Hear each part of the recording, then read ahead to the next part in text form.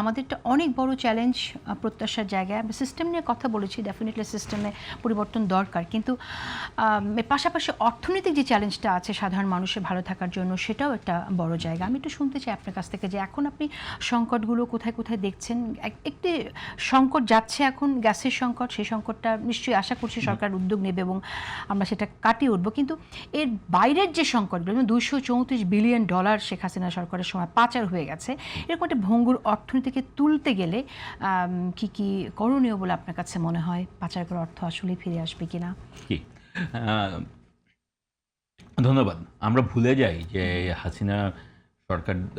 হাসিনা সরকার দেশের অর্থনীতিটা কিভাবে ভেঙে চলে গেছে। আপনি বললেন $234 বিলিয়ন পাচার করে নিয়ে গেছে। হাসিনা সরকারের লুটপাটের অর্থনীতির মডেলটা তো ছিল এরকম যে তারা প্রজেক্ট করতো, মেগা ইনফ্রাস্ট্রাকচার প্রজেক্ট। সেই প্রজেক্টে মানুষ মানে তাদেরই লোকজন সাপ্লাই দিত রড সিমেন্ট। হ্যাঁ, সেই প্রজেক্টের দাম হয়তো অনেক বেশি, 10 টাকার প্রজেক্ট হয়তো 50 টাকায়। আমরা সে বালিশ কাণ্ড তো ভুলিনি। সে এক্স্যাক্টলি, বালিশ কাণ্ড তো ভুলিনি।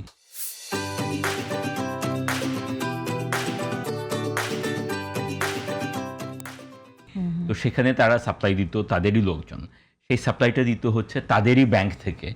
হ্যাঁ, ব্যাংকের মালিকও তারা, ব্যাংকের বড়োয়ারও তারা। যে কিছু টাকা দিত সাপ্লাই, মানে সেই টাকা দিয়ে জিনিসপত্র কিনে ওই প্রজেক্টে দিত, আবার বেশিরভাগ টাকাটা এই $234 বিলিয়ন নিয়ে বিদেশে পাচার করে দিত। এই ব্যাংকগুলিতেও কোনো টাকা নেই।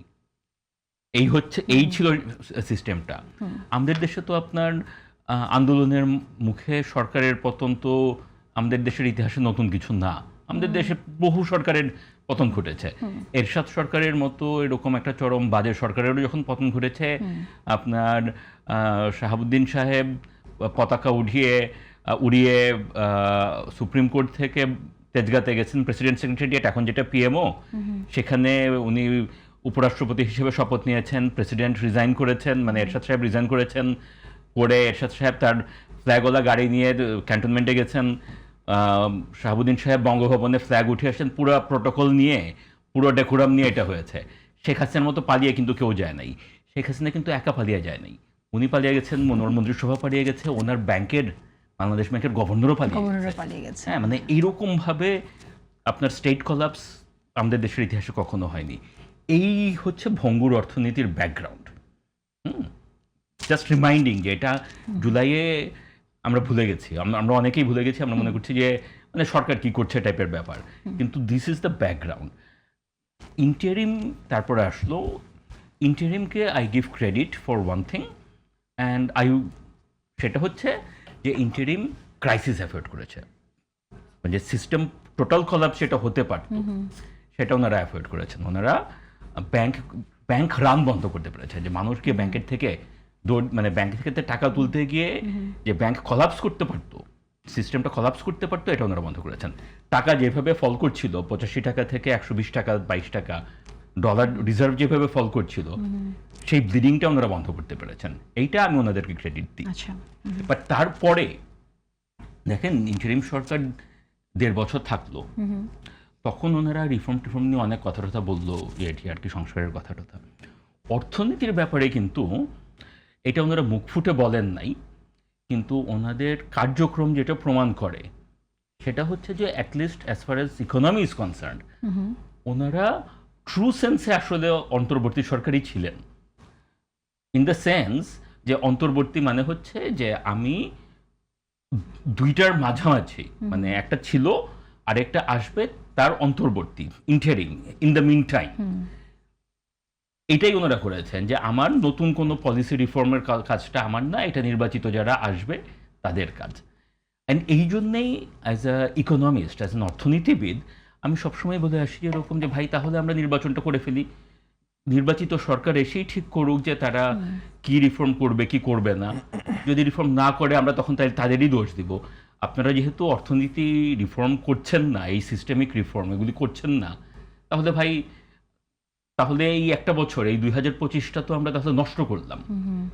যখন আপনারা এই আইন শৃঙ্খলা পরিস্থিতিটা একটু স্টেবিলাইজ হলো তখনই আপনারা নির্বাচনটা দিয়ে চলে যেতেন, নির্বাচিত সরকার এসে ঠিক করতো যে ব্যাংক আমরা কিভাবে করব, আমরা এনবিআর কিভাবে করব, এগুলি। এখন নির্বাচিত সরকার কি কি ফেস করছে? গ্যাসের সংকট ফেস করছে, ইরান যুদ্ধের সংকট ফেস করছে, ইলেকট্রিসিটি সংকট ফেস করছে। This are all related. Banking এর ওভারহ্যাং তো আছেই, ওটা তো আছেই। আমাদের তো টাকা নাই, সরকারের তো টাকা নাই, ট্যাক্স নাই, মানে ট্যাক্স রেভিনিউ তো আয় হয় না, এটা তো আমরা সবাই জানি। তার উপরে তো আপনার সরকারের যে কমিটমেন্ট আছে, ওনাদের রাজনৈতিক কমিটমেন্ট, যে ওনারা ফ্যামিলি কার্ড বা ট্রান্সফার পেমেন্ট এগুলি তো ওনাদের পলিসি, এগুলির ভিত্তিতেই মানুষ ওনাদেরকে ভোট দিয়েছে। এটা তো ওনাদেরকে ব্যালেন্স করতে হবে। কিভাবে করবে বা এগুলি নিয়ে আমরা কথা বলতে পারি, কিন্তু করতে তো হবে, কারণ এই প্রমিস দিয়েই তো ওনারা আসছে। এখন তো ওনারা বলতে পারে না যে এরকম যে যা খুশি তাই হোক, আমরা করবো না। যদি ওনারা ওটা বলে, সেই জবাবদিহিতা করার জন্যই তো সংসদ আছে, আমরা আছি। কাজেই সংকট তো এগুলি। এখন ওনারা কিভাবে ম্যানেজ করছে সেখানেও প্রশ্ন। কিছু জিনিস ওনাদের চেষ্টায় কোনো ত্রুটি নেই, কিছু জিনিস চেষ্টাটা পরিষ্কার দেখা যাচ্ছে যে কি করছে এবং সেটার ফল কি হচ্ছে এবং ভালো হচ্ছে। যেমন ক্যাপিটাল মার্কেটে কিছু জিনিস, কিছু অন্য জিনিস যেটা ওনারা চেষ্টা করছে, সেটা দেখে মনে হচ্ছে যে ঠিক আছে, আপনাদের চেষ্টাটা হয়তো, নিয়তটা হয়তো ঠিক আছে, কিন্তু ফলটা আপনারা যেটা চাচ্ছেন সেটা হয়তো হবে না।